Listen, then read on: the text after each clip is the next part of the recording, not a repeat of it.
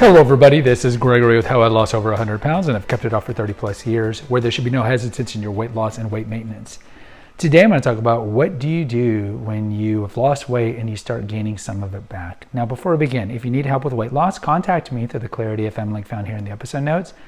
Also check out my website, which has hundreds of articles and recipes that might be useful to you. My 2 books, which you can find on Amazon. My podcast, The Awakened Man and The Cinema Rag, both of which you can find on Apple and Spotify. Rate and review. And lastly, if you appreciate my content, there's a link for PayPal.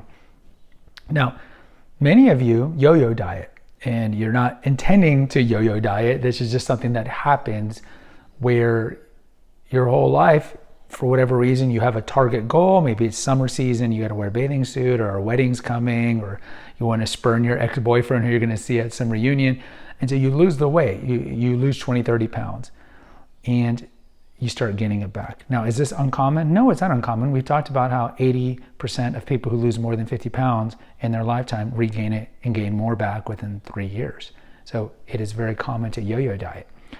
And certainly, if you've lost the weight, you don't want to gain it back. I talk about in my personal playlist, Reflections of a Weight Loss Warrior, after I lost my weight, I had 3 times in my life where my weight went up, maybe 20, 25 pounds.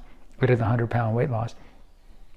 And at the time, I knew it, but you rationalize, right? Well, you know, these clothes shrink the more you have them. And certainly if you're not weighing yourself all the time, and I have an episode here, should you weigh yourself every day? And the answer is no. But you should probably be weighing yourself, I would say at least once a month. But you'll justify, you rationalize, well, maybe it's muscle weight, you know, all these things. But you definitely notice that you are gaining the weight and you're panicking because you don't want to go back to that life. It's like the novel I've mentioned, Flowers for Algernon. The man, it's written back in the 70s, who's what we call today special ed, and he takes an experimental drug and he becomes a genius, and then slowly it starts wearing off and he goes back. And it's kind of the same things, like you don't want to become overweight again. We talked about here how 50% of Americans would rather lose a year off their life than be fat. And a smaller percentage would rather have a divorce or have a special ed kid and all these things. So clearly no one wants to be overweight. And you see this kind of slippery slope where you're gaining it back. What should you do? Well, don't panic. Easier said than done, of course, but you don't want to panic. You do definitely want to identify what's going on. And more importantly, like I talk about pretty much is the central thesis of this channel is, why are you yo-yo dieting? You can only put your finger in the dike, in the dam for so long. Eventually you're going to get tired. You can only do CPR for so long. Eventually you're going to get tired. And unless you do the deep work to find out why you have a disordered relationship with food, you're eventually going to go back to the way you used to eat. And the way you used to eat is emotional eating, to numb the pain, to soothe the pain, to when you're sad, when you're depressed, when you're happy, all these disordered relationships. And you're not like my dog here who just eats when he's hungry and walks away, or the toddler child. And so the easiest long-term solution when you start gaining the weight back, and because you are going to be part of that majority who gains the weight, is to just stop there, go to therapy, confront your childhood demons, break that cycle where you no longer have a disordered relationship with food. Easier said than done. That's going to be much harder, but in the long run, that's the better option. The shorter option is clearly whatever you've been doing recently has not been working. So you've been gaining weight. So typically you're eating more junk food. Maybe you're not sleeping well. Maybe you just stopped exercising. Because again, we talked about here, the number one thing you must do for weight loss and weight maintenance is change your paradigm. You have to change your paradigm. So it's like exercise is not an option anymore to keep the weight off. It's a habit that you must instill in you. You must instill this habit into you pretty much daily.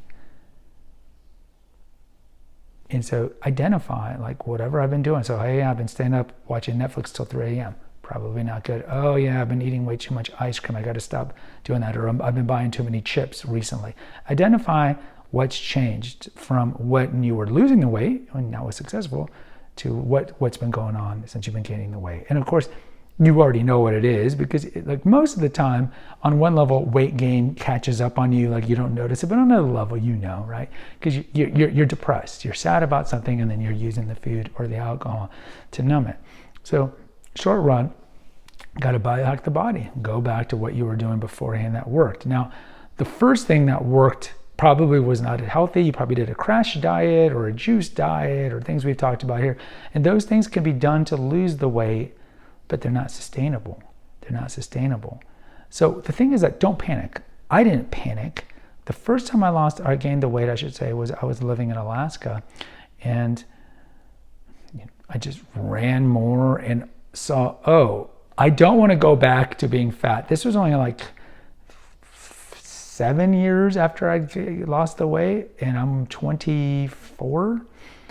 Like, I don't want to go back to that. I've already had this flowers for Algernon period of my life during college where I got to have experiences with the opposite sex and I got to wear regular clothes. I don't want to go back to that.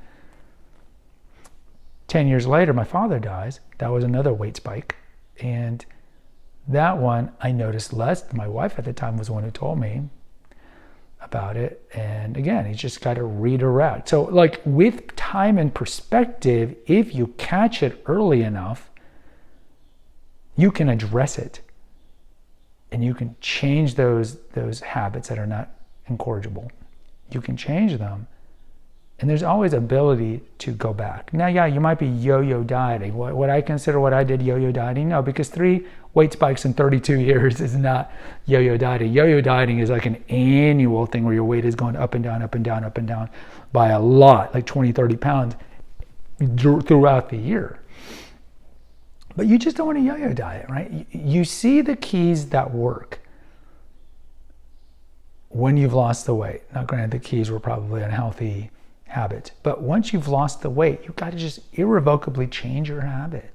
Exercise has got to be routine. Relatively good eating has got to be a routine. Sleeping well has got to be a routine.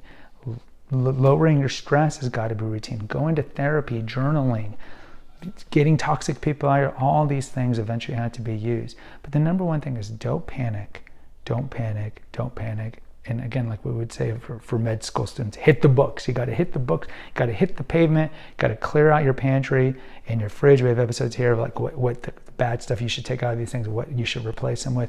You got to eat full, fatty, satiating meals, and a lot of the other things we've talked about here. But number one is don't panic.